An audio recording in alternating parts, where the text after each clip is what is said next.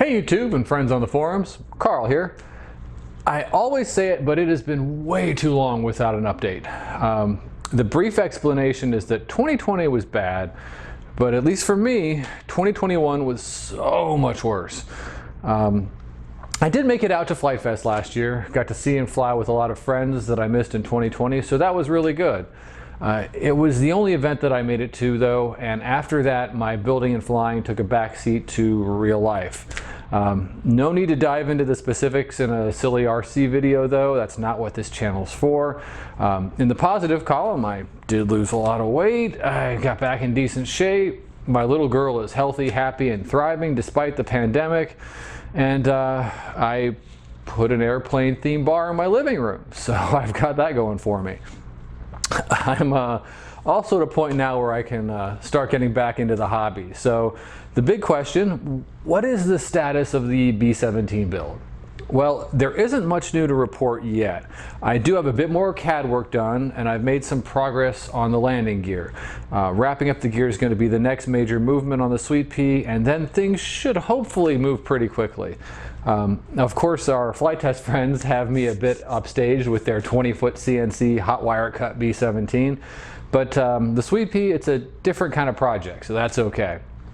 I'm really excited though to see what they do with theirs, particularly with that onboard FPV system. Those who've been following the Sweet Pea build know that I've been talking about a similar setup on board her, and that's still in the works. I actually recently received a package from Flight Test Community's own Cyborg with a multi-camera FPV setup. It's got pan and tilt rigs, it's got the whole works. And I want to thank Cyborg for his generosity and for doing the hard part for me. I'm not an FPV guy, and that is all just black magic to me. So expect to see the B17 updates coming really soon, and expect them to come much quicker once that landing gear is done. But first, a bunch of us have kicked off a challenge on the Flight Test forums, and I'm going to be knocking out a quick build to bring with me to Flight Fest 22 this year.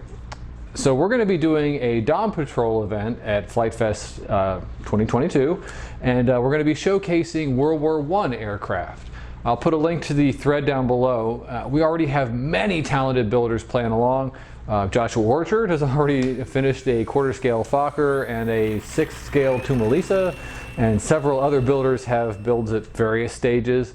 Dan Sponholz is finalizing a Scout XL model that'll open the event up to people who want to play along but don't necessarily want to tackle building completely from scratch. My entry is going to be a quarter-scale Albatros D.Va. I've already got a bit done, and I'll cover that in another video in the next few days. Also related to that Dawn Patrol challenge, my good buddy Joshua Orchard needs a pilot for his Fokker D8. And that model's already built and flying. I'll link his build series down below. Those of you that follow Joshua Orchard's builds, and if you don't already, you should, but if you do follow him, you'll be familiar with his gorgeous P47 that has the aluminum covering, all the rivets, too many details to count. You'll probably also be aware that a few years back at Flight Fest, he had some radio interference issues, had to get the model on the ground really quickly, and while making that landing, he very nearly took out our good friend Mike Finley. So Mike was spared the brunt of the collision when the Jug's wing hit a signpost, but since that event, Joshua's been jokingly called Finley Slayer. All of that backstory is just to set up the pilot that I'll be painting for Joshua.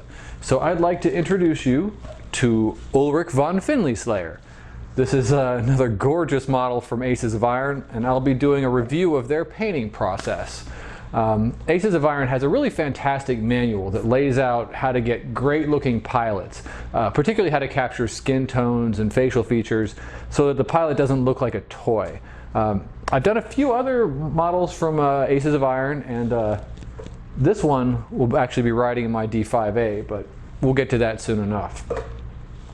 So that's my quick and dirty update to kick off 2022. Channel's not dead, the B17 build hasn't been abandoned, and I'm looking forward to getting back to building and flying again this year. If you're interested in joining us in building a World War I model or Sponz's Scout XL, again, check out those links below. I'll be back soon with real updates, and in the meantime, thanks for watching.